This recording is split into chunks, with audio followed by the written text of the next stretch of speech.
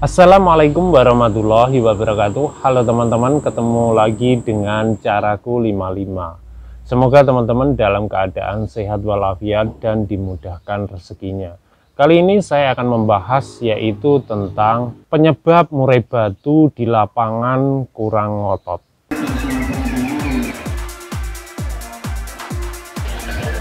Banyak faktor yang mempengaruhi murai batu saat di lapangan ini kinerjanya kurang ngotot atau kurang ngedur. Yang pertama yang kita tahu yaitu masalah usia. Pada burung murai batu itu usia muda sama usia mapan itu jauh beda sekali. Karena di mana usia muda itu masih belajar, bahkan birahi maupun emosinya itu belum stabil. Kadang naik, kadang turun, kadang ngedrop, kadang tidak. Jadi ini sangat pengaruh, beda lagi dengan usia yang mapan. Tetapi pada burung usia mapan juga punya kelemahan. Di samping kalau kita tidak latih dari muda, ini kedepannya ya sama juga, bengong masih perlu dilatih juga. Di video saya sebelumnya sudah saya bahas yaitu cara melatih yaitu mental seperti itu teman-teman. Jadi usia sangat pengaruh dan berperan penting dalam murai untuk siapan lomba. Yang kedua, burung belum kondisi setelah pasca mabung. Karena kita kadang terpaksa dan keinginan kita sendiri atau diajak teman setelah mabungnya belum mulai penjemuran dan burung ini belum kondisi, kita lombakan. Nah ini sangat pengaruh, burung ini juga kurang ngotot. Kadang kalau kita paksakan lomba, bener kalau mau tampil, tapi nantinya 2 minggu lagi dilombakan biasanya tidak mau tampil. Ini kebanyakan dari pengalaman saya, tetapi ada juga yang bisa tampil teman-teman. Jadi ini sangat pengaruh. Jadi beri jarak setelah mabung selesai dan dokor selesai, itu bulu kering baru kita mulai penjemuran. Setelah mulai penjemuran baru durasi sekitar 1 bulan sampai 1,5 bulan itu faktor yang efektif agar burung ini kondisi dulu. Yang ketiga, mabung tidak tuntas.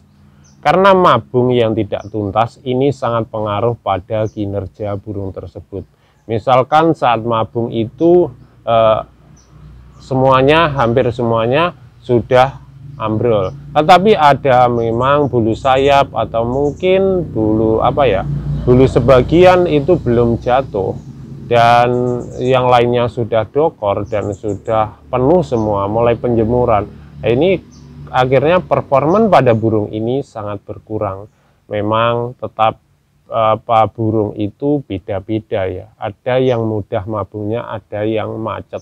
Bahkan kita paksakan juga tetap belum jebol yang lainnya. Nah ini memang karakter bisa burung atau terlalu di rumah itu banyak burung sehingga proses mabungnya ini juga lambat. Yang keempat yaitu settingan belum pas. Karena menyeting burung itu tidak mudah. Kita harus mengerti karakter pada burung ini maunya dengan settingan tinggi, rendah, atau pemberian tambahan apa yang cocok pada burung. Kalau settingannya belum pas, kinerjanya juga seperti itu teman-teman. Ya, ini pengaruh juga pada tenaganya dan sebagainya. Karena kalau settingannya belum pas, yang ada burung biasanya durasi atau saat kita lombakan itu tidak mau ngotot sepenuhnya, mungkin hanya setengah, mungkin hanya seperempat, atau di akhir atau di awal. Ini menunjukkan indikasi burung ini settingan belum pas. Gimana cara settingan belum pas? Ya harus kita cari dengan penurunan EF seperti EF tambahan, misalkan jangkriknya tetap dulu, baru EF proto atau ulat kandang atau lainnya baru kita cari di mana itu bisa dikurangi atau dilebihkan. Ada juga bisa H-1 kenaikan atau H-3. Jadi sesuai dengan burungnya sendiri. Jadi setiap settingan itu tidak sama. Kita sendiri harus mencarinya. Nah itu tidak mudah, yaitu harus kita praktekkan langsung. Misalkan 2 minggu sekali kita lombakan dengan sambil mencari settingannya. utamakan jangkrik tetap dulu, untuk EF lain baru kita otak-atik, kurangi atau lebihkan. Jadi ini jangkriknya tetap dulu teman-teman, jadi yang kita otak-atik EF tambahannya aja dulu. Dan ini juga faktor mandi juga pengaruh, mau dilombakan atau ada yang maunya mau dilombakan harus mandi, ada pula yang hari H-3 atau H-2 itu sudah terakhir untuk mandinya burung tersebut. Kelima yaitu kelebihan bahkan kekurangan emosi maupun birahi, karena pada burung lomba itu harus stabil antara birahi dan emosi. Nah, ini faktor inilah yang kita cari, dan itu tidak juga mudah. Kita harus memperhatikan burung ini berbirahi atau emosi atau sudah stabil, karena kita lihat bahwa jika keduanya stabil, yang pengalaman saya sendiri itu kinerjanya dia akan mudah ngotot dan durasi panjang kalau birahinya stabil.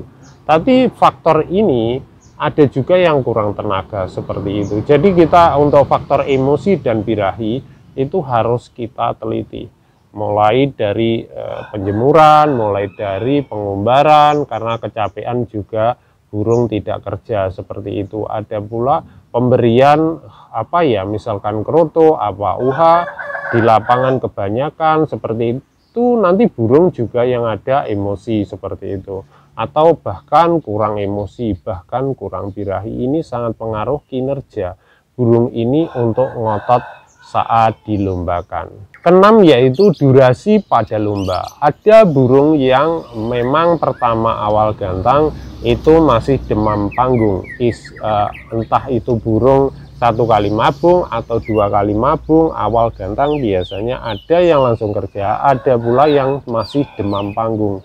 Nah, ini burung tidak akan kerja ngotot dan maksimal karena dia juga masih istilahnya kaget dengan kondisi lapangan, belum terbiasa saat kita lombakan. Nah, ini perlu waktu dan durasi lomba yang kita lakukan. Misalkan kita 3 kali coba, 4 kali coba, 5 kali, bahkan 6 kali lebih kita coba sampai menemukan settingannya yang pas. Ini sangat pengaruh pada burung itu sendiri, karena kalau jam terbangnya itu tinggi, maka mentalnya juga bisa terbentuk, juga bisa drop. Nah, ini yang kita harus benar-benar teliti dan harus hati-hati saat melombakan burung, harus keadaan kondisi. Gimana cara melihat kondisi? Ya kita sendiri harus mengetahuinya. Gimana kesehatannya, burung siap apa enggak. Ya ini teman-teman sendiri yang harus memperhatikan pada karakter burung tersebut.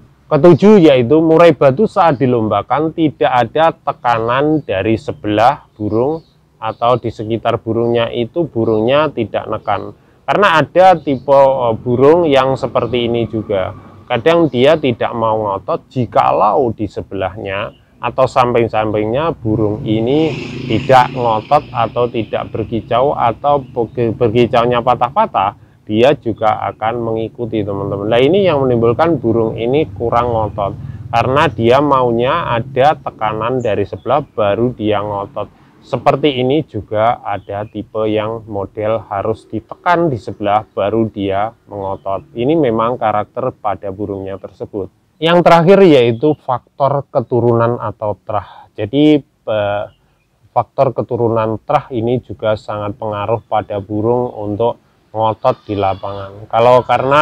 Kalau terahnya sudah bagus, itu juga pengaruh kengototannya pada burung. Tetapi jika terahnya bagus, rawatannya kurang bagus, ini juga tidak akan ngotot. Jadi saling seimbang teman-teman. Ya terah ya juga, kadang burung yang biasa ya juga tampil ya banyak sekali seperti itu. Jadi yang terakhir adalah faktor terah dan keturunan pada burung murai batu. Itu aja teman-teman dari saya. Dan silakan teman-teman mempunyai pendapat yang berbeda, mari kita isi di kolom komentar, atau teman-teman mempunyai istilahnya pengalaman yang berbeda juga, itu silahkan diisi di kolom komentar. Semoga teman-teman selalu keadaan sehat di saat kondisi seperti ini. Harus tetap sabar dan Untuk menyeting ya harus sabar teman-teman. Begitu teman-teman, semoga teman-teman juga sehat walafiat dan dimudahkan rezekinya. Berbagi ilmu itu indah. Wassalamualaikum warahmatullahi wabarakatuh.